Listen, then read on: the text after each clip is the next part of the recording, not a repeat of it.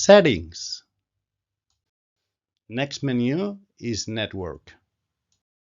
In this menu, you will be able to configure and see the network parameters of both interfaces.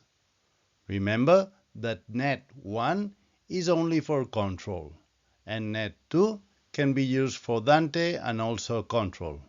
Control means not only the web app, but also user control applications or third-party control.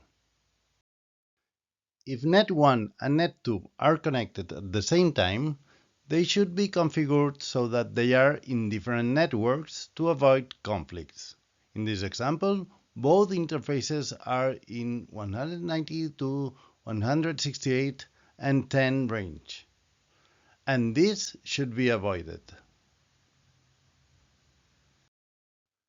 So, in this case, we have changed Net2 to another range to avoid any conflict. From factory, both interfaces are configured in DHCP, but in case no IP server exists in the network, or if you try to connect directly point-to-point from a PC to Net1 port will be configured in the auxiliary address 192.168.0.100 and also a local link address. Please change this address to a valid one in order to correctly work with the device. Do not work with a device with this auxiliary address.